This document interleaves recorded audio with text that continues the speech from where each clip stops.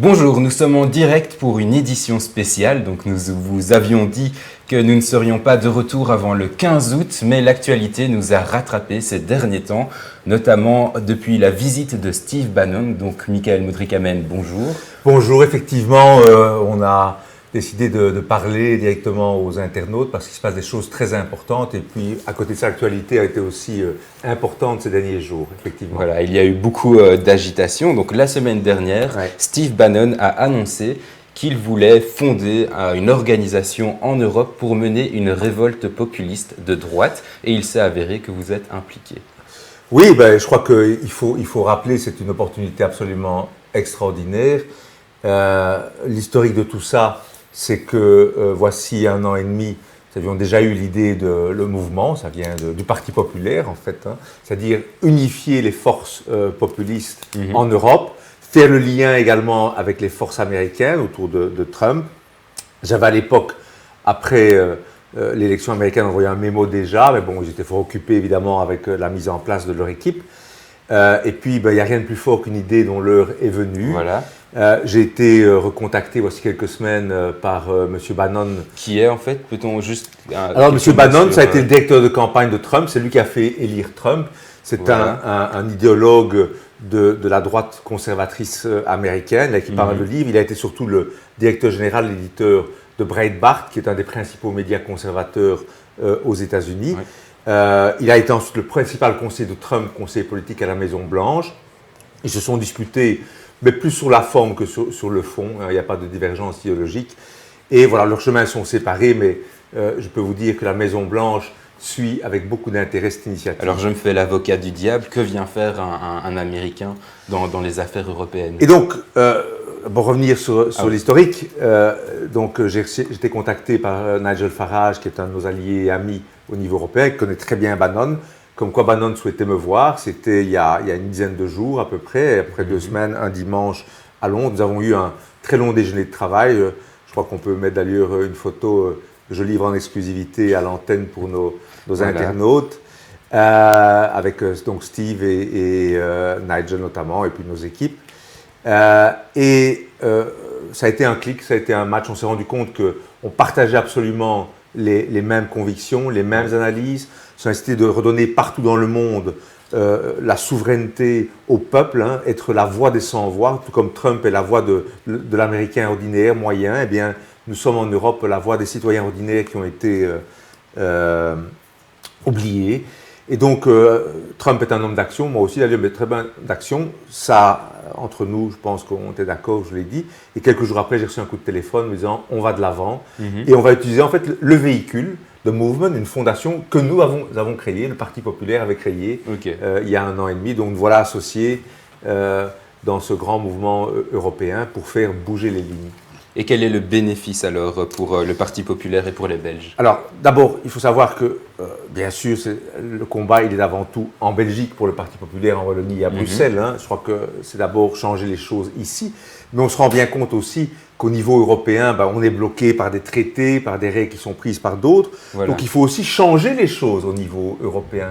Et nous devons nous renforcer mutuellement avec Salvini en Italie, avec Orban ou les Tchèques en Hongrie ou en République tchèque, avec les Anglais de Nigel, avec les Français. D'autant plus que dans le camp d'en face, ils sont très organisés à ce niveau. D'autant que dans le camp d'en face, on a des Soros qui déversent des centaines de millions d'euros, de milliards depuis des années pour financer toutes les causes progressistes, les migrations, l'ouverture des frontières, qui ont les relais au niveau européen, voire qui financent même des journalistes pour mener des campagnes de diffamation contre les partis populistes comme les nôtres.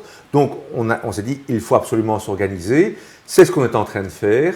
On est en train de monter une équipe avec Bannon et je peux révéler qu'il m'a demandé d'être l'administrateur délégué, donc l'executive director de cette fondation dont il sera le chairman, le président. Alors Steve Bannon a déclaré sur The Movement « L'Italie est le cœur battant de la politique moderne », en référence à Salvini. Si ça marche là-bas, ça peut réussir n'importe où, y compris en Wallonie et à Bruxelles alors. Écoutez, d'abord l'Italie a toujours été beaucoup plus ouverte. C'est effectivement un laboratoire, mais ils n'ont pas, c'est pas une société figée comme ici, comme en Wallonie. Donc nous mettons tout en place pour amener aussi ce changement fondamental. La Belgique, la Wallonie, Bruxelles en ont un besoin fondamental.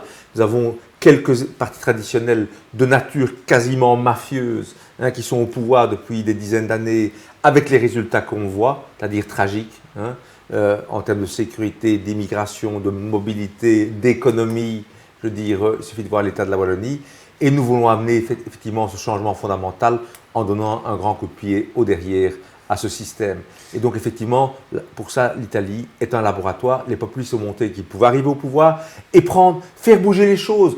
Salvini est arrivé, il a dit problème de migration, etc., qui était empoisonné l'Italie depuis des années. Il n'est pas tout à fait réglé, mais il a dit maintenant on ferme les ports, c'est fini. Ça paraissait impossible. Il a suffi de prendre les décisions politiques qui s'imposaient. Eh bien, c'est ce que nous souhaitons faire aussi.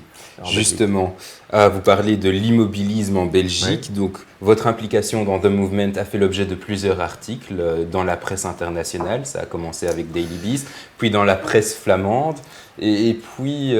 Alors, je crois que ce qui est assez extraordinaire, c'est de voir quoi. Donc, je peux vous dire que depuis une semaine, vous l'avez vécu, ça a été la folie ici. On a reçu des dizaines de demandes d'interviews du monde entier. Ça a commencé d'abord par la presse flamande qui a fait une couverture très importante, le Morgen, le Standard. Même Gazette van Antwerpen. Oui, et puis encore, il y aura ce week-end encore des 3 ou 4 pages, pleines pages, grandes interviews dans la presse week-end en Flandre. Ouais. Et puis, on a eu au niveau international des dizaines d'articles très importants dans tous les plus grands journaux et des demandes d'interviews, le New York Times, la BBC, les Russes. Enfin, les Anglais, tout le monde s'y est mis, les Finlandais, les Allemands, que sais-je. Et au niveau de, je crois qu'on peut illustrer tout ça, voir ce qui s'est fait au niveau de la presse flamande et de la presse. Et puis au niveau de la presse francophone, ça a été le service minimal, c'est-à-dire un petit article dans le soir, qui a été le plus de la journée dans le soir, mais un tout petit article. Et c'était le au sommet dans le choix des lecteurs. Voilà. Rien dans, alors qu'ils avaient tenté de le cacher bien en bas, mais rien ou très si peu dans la Libre et rien dans le reste de la presse. La RTB s'est senti quand même obligé de faire un sujet. On se demande pourquoi. Mais aucune demande d'interview de fond, aucune rencontre, rien. Mais il y a eu un petit dessin dans le vif. Alors ça, on va y venir, ce petit dessin. Mais donc, c'est voir l'immobilisme wallon, etc. Je veux dire, l'Europe entière est en train de se rendre compte que c'est quelque chose d'extrêmement important qui est en train de se passer. On le voit dans ce combat entre les globalistes et les souverainistes. Et on est un de ces acteurs. On prend un véhicule qui a été créé en Belgique francophone, en Wallonie, à Bruxelles. Tout le monde s'y intéresse. Tout le monde, et en Wallonie, on est tétanisé, on veut mettre ça sous le... Donc ça démontre... La presse wallonne, francophone, bruxelloise, est un des symptômes, si je puis dire, cette maladie, de cet immobilisme, cette incapacité à comprendre le changement et à le permettre, qui fait que vous avez les mêmes au pouvoir depuis 40 ans, comme je le disais, avec son connaît. Et puis, il y a des dérives alors absolument inacceptables et scandaleuses et honteuses, ignobles, je pèse mes mots, c'est la caricature du vif. Voilà, de Nicolas Vado. De Nicolas Vado, qui est donc leur caricaturiste, on peut le voir, où on voit un Bannon débarquer et de dire je ne veux pas voir de Youpin. La première chose à faire, c'est déyoupiniser l'Europe et vous êtes représenté à côté en mauvaise posture. Voilà. Alors, c'est tellement scandaleux et je vais vous expliquer pourquoi. S'il y a bien quelqu'un qui ne peut être taxé du moindre antisémitisme et qui lutte contre l'antisémitisme et qui lutte pour Israël, l'État des Juifs, de manière déterminée, c'est bien Steve Bannon. Rappelez, et vous avez fait l'exercice, qu'il a été le bras droit de Breitbart, Andrew Breitbart, qui était juif. Et en plus, tous les cadres que j'ai rencontrés pour la plupart de Breitbart sont juifs, voire des juifs orthodoxes. Donc il y a le CEO, Larry Solov, qui est un juif, il y a Joel Pollack, qui est un juif orthodoxe, il y a David Horowitz, commentateur de Breitbart, il y a Aaron Klein, c'est l'antenne à Jérusalem de Breitbart. Je connais cette rédaction, les 4/5 de Breitbart sont juifs. Je veux dire, ils sont à la pointe du combat contre l'antisémitisme et pour Israël.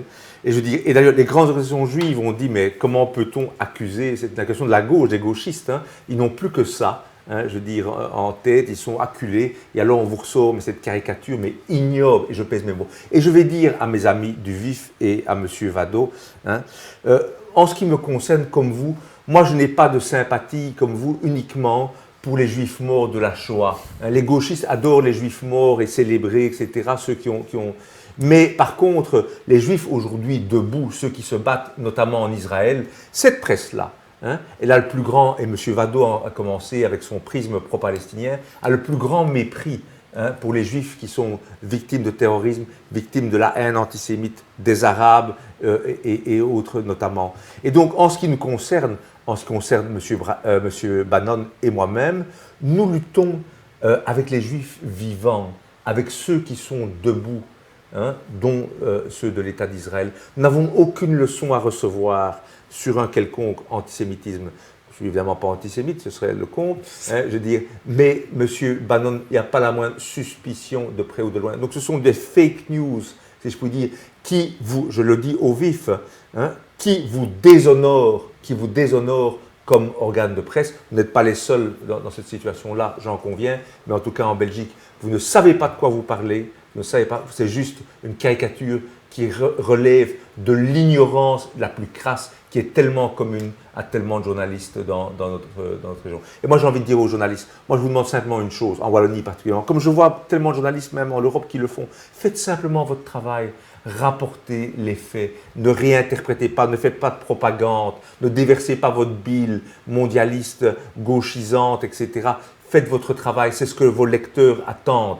Et tant que vous ne le ferez pas, eh ben, vous verrez votre fréquentation diminuer et vous ne survivrez que par vos subventions. Ça, c'est le message simple que j'ai à leur adresser. En tout cas, la caricature de Vado, elle est pour les raisons que je viens d'évoquer simplement ignoble. Hier, dans l'enclave de Ceuta, la frontière espagnole a été prise d'assaut par 800 migrants. Oui. Donc il y a eu plusieurs blessés, notamment du côté des forces de l'ordre, des gens qui ont été brûlés au bras, au visage. Donc la nouveauté, ce n'est pas la première fois qu'une frontière est prise d'assaut comme ça, mais la nouveauté, c'est qu'il y avait, on va dire, des armes improvisées, notamment avec des excréments et de la chaux qui étaient lancés, des lance-flammes improvisées, des bâtons, des cailloux. C'est l'invasion migratoire. Des centaines de personnes qui prennent d'assaut et puis qui se réjouissent, ils crient dans les rues, etc. Des sauvages, des dits sauvages, il suffit de voir les images. On voit bien que QI de 80 en moyenne vraisemblablement.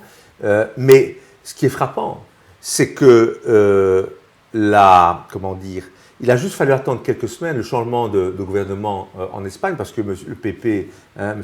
Rajoy, qui était pourtant pas le plus à droite, mais tenait à tout le moins le pays et puis le nouveau gouvernement de Sanchez a dit on va retirer, enfin on va relaxer les mesures à la frontière et voilà l'envahissement. Les socialistes arrivent, c'est le bordel. Il ne va pas faire d'ailleurs très long feu très longtemps, M. Sanchez.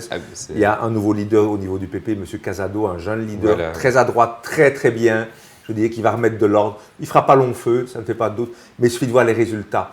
En Italie, on ferme les ports, on prend des mesures. Un gouvernement socialiste arrive de gauchiste, c'est un des gouvernements les plus à gauche, du style un peu Trudeau, etc. Pourtant, il était qualifié de centriste par la presse, qui était aux louanges. C'est la Dream Team européenne, parce qu'il y a plus de femmes que d'hommes dans ce gouvernement. C'est les gouvernements de tapette, si je peux dire, à la Trudeau, à la espagnole, etc., à d'autres, où on féminise l'ensemble de l'action, où la virilité est dénoncée. Donc, n'en voulons pas. Et je dis, voilà les résultats, ils sont très clairs. C'est-à-dire, c'est un gouvernement où on refuse de prendre les mesures qui s'imposent par rapport à des situations. En ce qui nous concerne, les frontières sont fermées et ces sauvages, ils seraient immédiatement renvoyés. Parce que tout de suite, ils ont demandé l'asile, etc. Ceux qui ont passé la frontière, il faut le préciser, ont été tout de suite dans des centres où ils ont été recueillis et certains ont été hospitalisés, ainsi de suite. Oui, bien, donc une fois qu'ils ont passé la frontière, et ben voilà, demandeurs d'asile, comme si rien ne s'était passé. Oui. Donc effectivement, ils sont accueillis par les bien-pensants et autres et viendront grossir les rangs des chômeurs ou les rangs des violeurs et des délinquants à l'occasion. Juste un petit détail, il faut savoir que d'après les statistiques européennes, la Belgique a accordé 11 fois plus le statut de réfugié à des étrangers que l'Espagne. Donc voilà, on dit que c'est pas le pays le plus sévère, mais à côté, alors la Belgique. Ah oui, non, mais bon, ça c'était sur Rajoy, mais on peut penser que sous Sanchez, voilà, mais sous ça va changer. Mais je ne crois pas que les Espagnols soient prêts à accepter tout ce genre de choses. Je ne pense pas non plus, parce que si Sanchez est Premier ministre, ce n'est pas parce qu'il a été élu, il faut le dire, mais c'est parce que Rajoy a eu un vote de méfiance. Oui, c'est une coalition hétéroclite qui ne durera pas très longtemps. Qui rassemble des nationalistes et ainsi de suite. Alors, Toronto, il y a eu donc une attaque, c'était dimanche. 10 personnes ont été blessées, 2 personnes ont perdu la vie, dont une petite fille de 10 ans. Ouais. Et le tueur en question a été abattu ou se serait suicidé. Là-dessus, il y a un petit... il faudrait encore relire, mais voilà, mercredi, l'État islamique a revendiqué l'attaque. Ouais. Alors, ce qui est marrant, c'est que dans la presse, dans la presse franco-belge en tout cas, on nous a tout de suite donné la version d'un communiqué de la famille, c'était comme ça que c'était présenté, qui nous indiquait donc qu'en fait, l'attaquant en question souffrait de problèmes psychiques. Alors, ils souffrent tous de problèmes psychiques. D'abord, c'est le Canada de M. Trudeau, hein, donc c'est la même politique que celle que je dénonçais tout à l'heure, multiculturelle et autres, et où on ferme les yeux. Donc on se rend compte que dès qu'il y a des attaques au couteau, à l'arme à feu, comme ici, ou voilà un type qui passe dans la rue, qui commence à tirer dans les... On a vu les images, dans les restaurants, et tuer les innocents et les blessés, c'est toujours un dérangé. Oui, un dérangé. Hein. Et puis on se rend compte que c'est toujours un arabo-musulman. Voilà, alors en l'occurrence, il s'appelle, je pense, Faisal Hussein. Hein, toujours un arabo-musulman, on découvre, mais il est toujours dérangé. Et puis, il y a tout, et là, c'est la famille, soi-disant, qui l'indique. Et puis, on se rend compte que la lettre qui indiquait qu'il était dérangé vient d'un activiste pro-musulman qui a voulu, en fait, donner le change. Mohamed Hachim. Voilà, et qui a voulu dire, voilà, il était vraiment dérangé, ça n'a absolument rien à voir avec l'islam et autres, ça ne tient absolument pas la route. On a le i qui revendique, et puis on se rend compte sur son ordinateur qu'il allait voir, qu'il suivait les prêches et la littérature de haine. Il a exprimé du soutien en tout cas pour l'État islamique. Je dis à la presse, faites votre travail, arrêtez de prendre les citoyens pour des cons. Ils ont compris que vous êtes en train de les manipuler. Nous avons une 5e colonne, nous avons des fascistes avec lesquels nous sommes en guerre, qui sont prêts à tuer des innocents, qui tuent des innocents chaque jour. Nous devons les combattre de manière déterminée. Hein, les chasser, les mettre en prison, hein, les pourchasser là où il le faut, c'est la seule condition de notre sécurité. Et je ne peux pas accepter cette communication, hein, je veux dire, à la Trudeau, à la Sanchez, mais Michel de ce côté-là ne vaut pas beaucoup mieux, excusez-moi, ou à la Macron. Hein, on sent bien que c'est le même mode d'esprit de pensée. Tant qu'on ne nommera pas les choses, qu'on ne dira pas ce qu'il en est, on ne dira pas la vérité aux citoyens et prendre les mesures, ça ne peut pas marcher, Nicolas. Et je suis en colère pour ça parce qu'on manipule et on prend les gens pour des idiots. En tout cas, là, c'est du mensonge par omission. Dans aucun média francophone, à ma connaissance, on a précisé que ce communiqué de la famille était rédigé par cet homme, donc c'est Mohamed Hachim, qui travaille pour le Conseil socialiste de Toronto, qui travaille... Sur les sujets de migration et de l'islam, on est chaque fois très loin du simple journalisme. Je dis simplement, faites votre travail. Ça devient de la propagande, de la reconstruction. Ils ont peur de ceci, ils ont peur. Faites votre travail, messieurs, mesdames les journalistes. Parlez des faits tels qu'ils sont. Rapportez, comme vous le faites sur tellement d'autres sujets. Les faits d'abord. Et pas, il ne faut pas faire ceci, il ne faut pas craindre de... Hein, nous sommes en guerre. Ne soyez pas les complices, ne soyez pas les collabos de ceux qui s'en prennent à nos familles, aux victimes innocentes dans notre pays et qui s'en prennent à nos valeurs. Alors, pour parler maintenant de ceux qui s'en prennent à notre argent, donc dans la nuit de dimanche à lundi, le gouvernement Michel a finalisé un accord donc, sur l'introduction en bourse de 30% de Belfius et la création d'un fonds de 600 millions d'euros pour indemniser les coopérateurs d'Arco. Oui. Alors ça, c'est un scandale sans nom. Alors, vous savez que je suis spécialiste de toutes ces matières, de par mon expérience. Voilà. Mais je vais essayer d'expliquer. Donc, Arco était une société coopérative qui détenait Dexia et qui a fait le plongeon. Et il y a des centaines de milliers d'actionnaires, de coopérateurs qui ont perdu de l'argent, et c'est vrai. Mais le gouvernement ne veut indemniser que les coopérateurs d'Arco et pas les autres actionnaires de Dexia, parce que les coopérateurs d'Arco, ce sont les électeurs du Parti chrétien flamand, le CDNV, de M. Peters et de M. Gaines. Et donc, on prévoit une enveloppe de 600 millions pour les indemniser eux et uniquement eux, et pas les autres, parce que ce sont les électeurs, du pur clientélisme. Mais le scandale le plus absolu, c'est que dans ce dossier, on a déposé des documents à la Chambre, qu'on pouvait aller consulter sans prendre de copie, et c'était soi-disant confidentiel sur ce dossier, et on s'est rendu compte que le mouvement ACOE, le mouvement chrétien dont dépend Arco, a, tenez-vous bien, sur ses comptes chez Belfius aujourd'hui, 1,1 milliard d'euros. Donc ils ont largement de quoi indemniser leurs coopérateurs, mais on vous dit qu'il faudrait de l'argent public, 600 millions, pour ne pas toucher aux copains du CDNV au sein de la CEU, qui ont largement de quoi les indemniser à 1,1 milliard. Il faut surtout bien laisser le trésor de guerre. Au demeurant, ce trésor de guerre est assez impressionnant. Le jour où on imposera la transparence à tous les syndicats et à tous ces mouvements, on va aller de surprise en surprise sur les fortunes accumulées en Belgique et à l'étranger et d'ailleurs. Et on verra justement avec l'argent public quel magot ils ont pu mettre de côté. Mais donc là, il y a un scandale très concret. On vous dit qu'il faudrait payer 600 millions d'argent public uniquement pour certains coopérateurs, enfin certains actionnaires à l'époque de Dexia, pas les autres, premier scandale. Et deux, on voudrait payer de l'argent public, alors que c'est Arco qui est responsable, qui n'a pas su gérer non plus, etc. Et ils ont les moyens, ils ont 1,1 milliard à leur disposition, ils auraient pu en mettre 500 ou 600 millions pour leurs coopérateurs.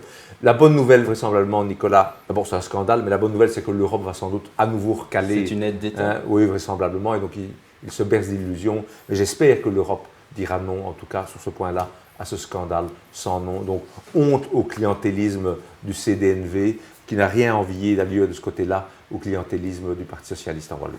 Eh bien, nous avons déjà dépassé le temps qui nous était imparti. Alors peut-être un dernier mot sur l'actualité ou sur D'abord, cette fois-ci, je serai parti pendant une quinzaine de jours, voilà. Donc il n'y aura pas de live d'ici pendant au moins 15 jours. Je crois qu'il faut rappeler que nous avons des listes qui sont en préparation. Si vous voulez encore vous joindre à nous, prenez contact, il y a encore des places sur les listes. Vous serez sollicité pour signer les listes, etc. Signer ces documents pour permettre de nous présenter. Ça n'engage rien si ce n'est de signer des listes de présentation. Et donc, je répète toujours, tout ce que l'on fait n'a de sens que ça se transforme par des élections, avec des gens qui sont élus et des gens qui arrivent au pouvoir. Et puis, dernière petite chose, même si nous faisons un break, et personnellement je m'en vais une quinzaine de jours me reposer à l'étranger, je voudrais avoir une pensée pour tous ceux qui ne partent pas, soit qui n'ont pas les moyens, soit qui doivent travailler, surtout par ces chaleurs que nous connaissons.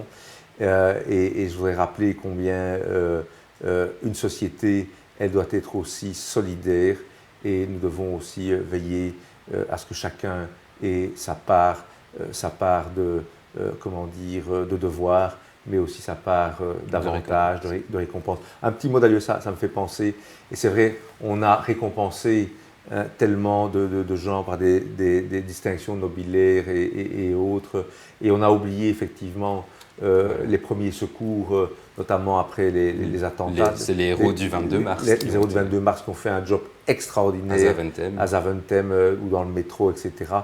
Je trouve que, de nouveau, ce sont les oubliés, des gens ordinaires, et c'est eux qu'il faudrait mettre en avant. Arrêter de nous bassiner avec la diversité, penser à ces gens ordinaires qui, dans des circonstances extraordinaires et tellement pénibles, ont fait plus que leur devoir.